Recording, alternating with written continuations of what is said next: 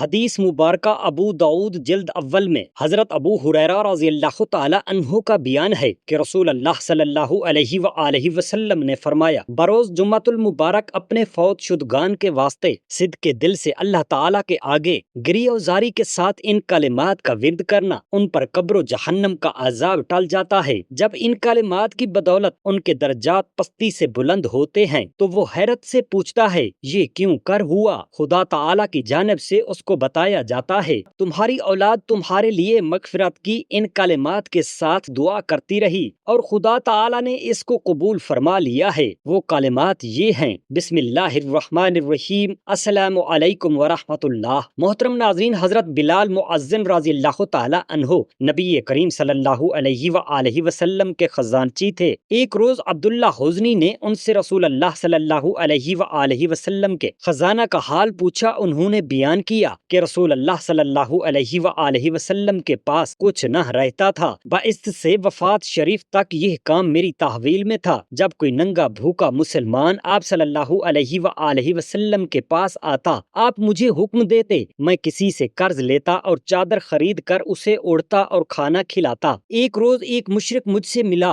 بلال میرے ہاں گنجائش موجود ہے، میرے سوا کسی اور سے قرض نہ لینا۔ میں نے ایسا ہی کیا۔ ایک روز میں وضو کر کے اذان دینے لگا تو کیا دیکھتا ہوں کہ وہ مشرک تاجروں کی ایک جماعت کے ساتھ آ رہا ہے۔ اس نے مجھے دیکھ کر کہا، او حبشی۔ میں نے کہا، لبیک۔ پھر اس نے ترش روح ہو کر میری نسبت سخت الفاظ کہے اور بولا، کچھ معلوم ہے وعدے میں کتنے دن باقی ہیں؟ میں نے کہا، وقت وعدہ قریب آ گیا ہے۔ اس نے کہا کہ صرف 4 دن باقی ہیں، اگر اس مدت میں تو نے قرض ادا نہ کیا تو تجھے غلام بنا کر بکریاں چراؤں گا جیسا کہ تو پہلے چرایا کرتا تھا۔ یہ سن کر مجھے فکر و غم دامن گیر ہوا۔ رسول اللہ صلی اللہ علیہ وآلہ وسلم نماز عشاء پڑھ کر دولت خانہ میں تشریف لے گئے۔ میں وہیں حاضر خدمت ہوا اور عرض کیا، یا رسول اللہ، میرے ماں باپ آپ پر فدا۔ وہ مشرک جس سے میں قرض لیا کرتا تھا، اس نے مجھ سے ایسا ایسا کہا ہے۔ آپ صلی اللہ علیہ وسلم کے پاس ادائے قرض کے لیے کچھ بھی موجود نہیں اور نہ ہی میرے پاس کچھ موجود ہے۔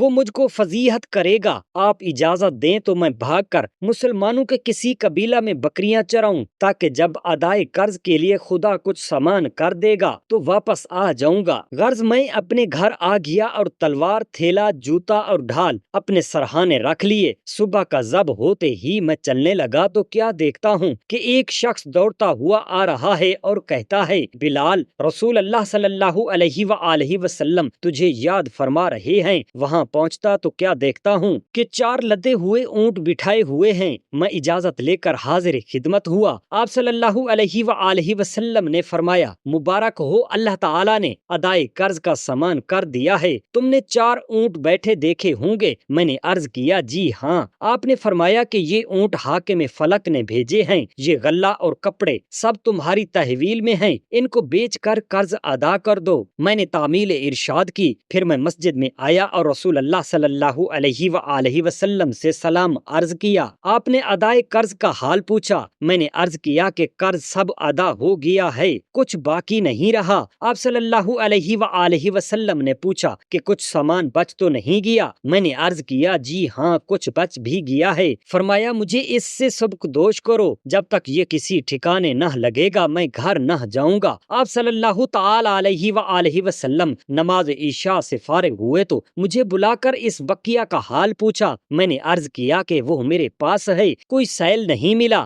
رسول اللہ صلی اللہ تعالی علیہ وآلہ وسلم رات کو مسجد ہی میں رہے۔ دوسرے روز نماز عشاء کے بعد مجھے پھر بلایا۔ میں نے عرض کیا، یا رسول اللہ صلی اللہ تعالی علیہ وآلہ وسلم، خدا نے آپ کو سبک دوش کر دیا ہے۔ یہ سن کر آپ نے تکبیر کہی اور خدا کا شکر کیا، کیونکہ آپ صلی اللہ علیہ وآلہ وسلم کو ڈر تھا کہ کہیں ایسا نہ ہو کہ موت آ جائے اور وہ مال میرے پاس ہو۔ پھر آپ دولت خانہ میں تشریف لے گئے۔ بعض وقت ایسا ہوتا کہ آپ صلی اللہ تعالی علیہ وآلہ وسلم کسی شخص سے ایک چیز خریدتے، قیمت چکا دینے کے بعد وہ اسی کو یا کسی دوسرے کو عطا فرماتے۔ چنانچہ آپ صلی اللہ تعالی علیہ وآلہ وسلم نے حضرت جابر بن عبداللہ رضی اللہ تعالی عنہ سے ایک اونٹ خریدا، پھر وہی اونٹ ان کو بطور عطیہ عنایت فرمایا۔ اسی طرح ایک روز آپ صلی اللہ تعالی علیہ وآلہ وسلم نے حضرت عمر فاروق رضی اللہ تعالی عنہ سے ایک ایک شتر کا بچہ خریدا، پھر حضرت عبداللہ بن عمر رضی اللہ تعالی عنہما کو عطا فرمایا۔ جو کچھ آن حضرت صلی اللہ علیہ وآلہ وسلم کے پاس آتا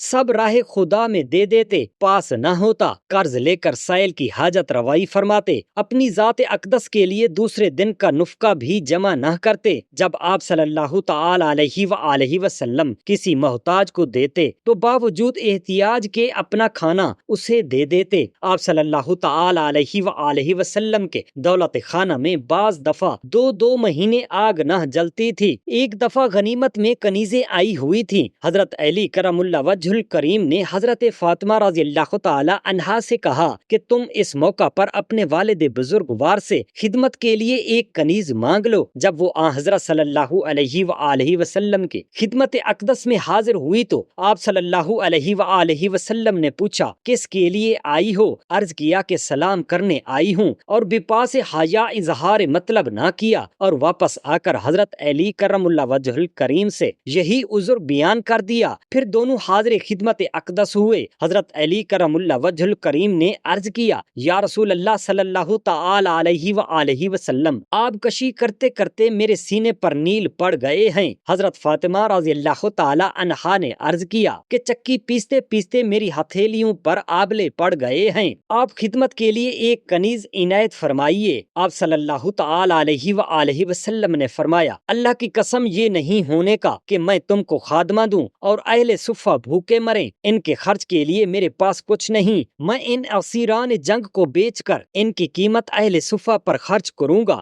رات ہوئی تو آپ حضرت علی و فاطمہ رضی اللہ تعالی عنہما کے گھر تشریف لے گئے۔ دونوں ایسی پردہ دار چادر میں تھے کہ اگر اس سے سر ڈھانپتے تو پاؤں ننگے ہو جاتے، اور پاؤں ڈھانپتے تو سر ننگے رہتے۔ آپ صلی اللہ تعالی علیہ وآلہ وسلم کو دیکھ کر دونوں اٹھنے لگے۔ آپ صلی اللہ علیہ وآلہ وسلم نے فرمایا اپنی جگہ پر رہو، پھر ارشاد فرمایا کہ میں تمہیں کنیز سے بہتر چیز بتاتا ہوں، اور یہ کلمات ہیں جو حضرت جبرائیل امین علیہ السلام نے مجھے سکھائے تھے، یعنی ہر نماز کے بعد سبحان اللہ 10 بار، الحمدللہ 10 بار اور اللہ اکبر 10 بار، اور سونے کے وقت سبحان اللہ 33 بار، الحمدللہ 33 بار، اللہ اکبر 34 بار پڑھ لیا کرو۔ حضرت صبان کا بیان ہے کہ جب رسول اللہ صلی اللہ علیہ وآلہ وسلم سفر کا قصد فرماتے تو اپنے اہل میں سب سے اخیر حضرت فاطمہ زہرا رضی اللہ تعالی عنہا سے مل کر جاتے، اور واپس آ کر سب سے پہلے حضرت فاطمہ زہرا رضی اللہ تعالی عنہا سے ملتے تھے۔ ایک دفعہ آپ کسی غزوہ سے تشریف لائے۔ حضرت فاطمہ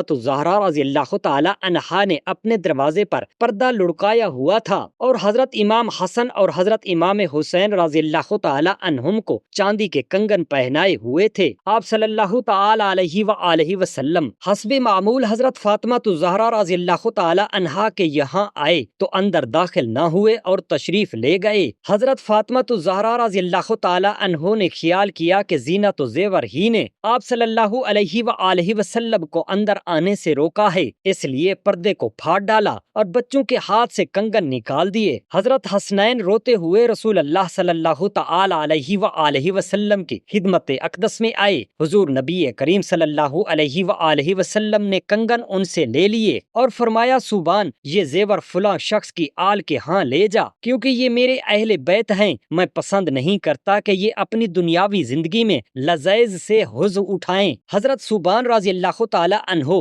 حضرت فاطمہ زہرا رضی اللہ تعالی عنہا کے لیے ایک اس کا ہار اور آج ہاتھی دانت کے 2 کنگن خرید لاؤ۔ ایک روز رسول اللہ صلی اللہ علیہ وآلہ وسلم اپنی صاحبزادی حضرت بی بی فاطمہ رضی اللہ تعالی عنہا کے گھر تشریف لے گئے، مگر اندر داخل نہ ہوئے۔ حضرت علی کرم اللہ وجہ الکریم آئے تو حضرت فاطمہ زہرا رضی اللہ تعالی عنہا نے ان سے یہ ذکر کیا۔ انہوں نے حضرت صلی اللہ علیہ وآلہ وسلم سے ذکر کیا تو آپ نے فرمایا کہ فاطمہ کے دروازے پر مختت پردہ لٹکا ہوا تھا، یعنی کہ رنگین پردہ تھا۔ پھر فرمایا کہ مجھے دنیا سے کیا غرض؟ جب حضرت علی کرم اللہ وجہ الکریم نے حضرت فاطمہ زہرا رضی اللہ تعالی عنہا سے یہ بیان کیا تو وہ بولی کہ حضور انور صلی اللہ علیہ وآلہ وسلم اس بارے میں جو چاہیں ارشاد فرمائیں۔ آپ صلی اللہ تعالی علیہ وآلہ وسلم نے فرمایا کہ اسے فلاں حاجت مند اہل بیت کو دے دیں۔ اسی طرح حضرت علی کرم اللہ وجہ الکریم فرماتے ہیں کہ مجھے نبی کریم صلی اللہ علیہ وآلہ وسلم نے ایک حلہ سیرا مختت زیورات یا ریشمی بطور ہدیہ عطا فرمایا۔ میں نے اسے پہن لیا۔ یہ دیکھ کر حضور انور صلی اللہ علیہ وآلہ وسلم کے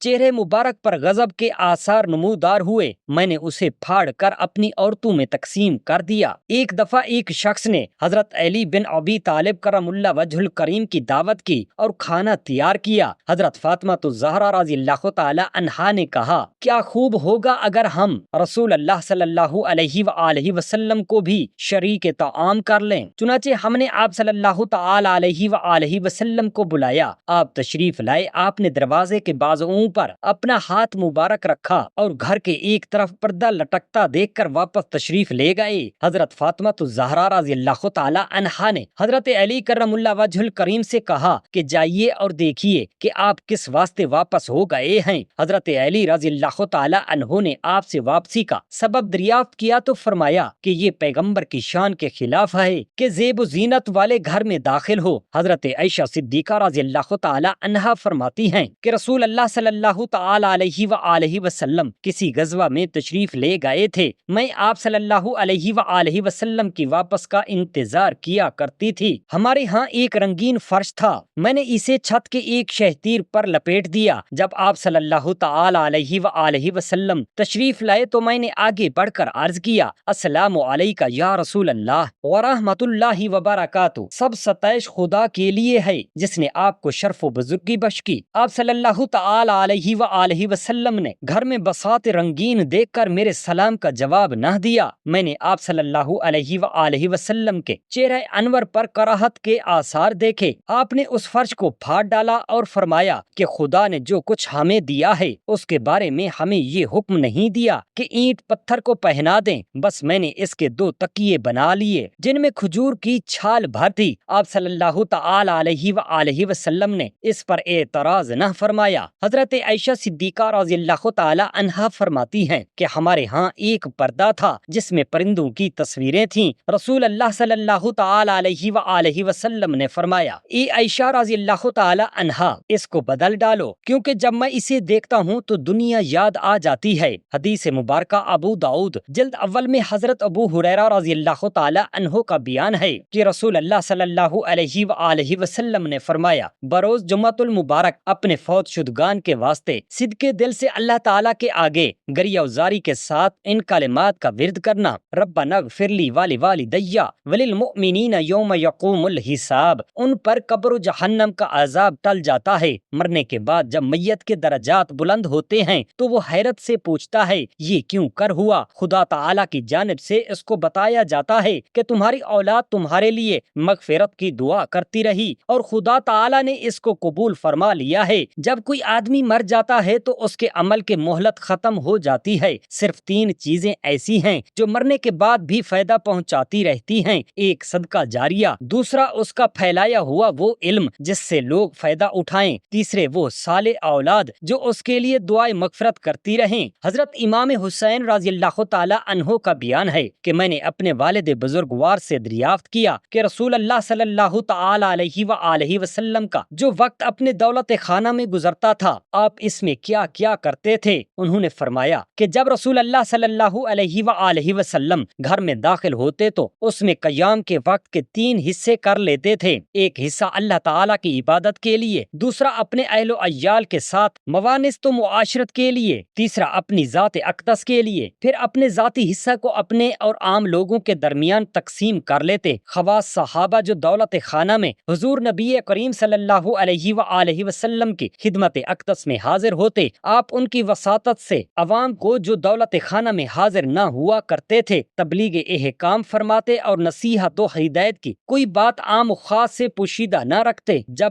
حصہ امت محمدیہ صلی اللہ علیہ وآلہ وسلم کا طریقہ یوں تھا کہ اہل فضل کو ترجیح دیتے تاکہ حاضر خدمت ہو کر افادہ عام کریں اور اس حصہ امت کو بقدر حاجات دینا تقسیم فرماتے۔ اہل فضل میں سے کسی کو ایک مسئلہ دین دریافت کرنا ہوتا، کسی کو 2 اور بعض کو بہت سے مسائل کی ضرورت ہوتی، پس ان اصحاب حاجات کی طرف توجہ فرماتے اور ان کو وہی امور دریافت کرنے دیتے جن میں ان کی امت کی بہبودی ہو۔ حضور نبی اکرم صلی اللہ تعالی علیہ وآلہ وسلم ان کے مناسب حال احکام بیان فرماتے۔ اس کے بعد آپ حاضرین مجلس سے ارشاد فرماتے کہ تمہیں چاہیے کہ بقیہ امت کو جو حاضر نہیں یہ احکام ان تک پہنچا دو، اور فرماتے کہ جو لوگ مثلاً عورتیں، بیمار، غائب وغیرہ اپنی حاجتیں مجھ تک پہنچا نہیں سکتے، تم ان کے حوائج مجھ پر پیش کرو، کیونکہ جو شخص ایسے آدمی کی حاجت بادشاہ تک پہنچاتا ہے جسے وہ خود نہیں پہنچا سکتا، اللہ تعالیٰ قیامت کے دن اس کے قدم پل صراط پر ثابت رکھے گا۔ اسی طرح کے ضروری مفید امور آن حضرت صلی اللہ تعالی علیہ وآلہ وسلم کی خدمت میں پیش ہوا کرتے، اور ایسے امور کی شنوائی نہ ہوتی جن میں کچھ فائدہ نہ ہوتا۔ طالب وسائل دولت خانہ میں خدمت اقدس میں حاضر ہوتے اور آپ سے استفادہ علوم کرتے اور لوگوں کے رہبر بن کر نکلتے۔ سبحان اللہ۔ اللہ تعالی ہم تمام مسلمان بہن بھائیوں کو آپ صلی اللہ علیہ وآلہ وسلم کی سنت مبارکہ پر چلنے کی توفیق عطا فرمائے،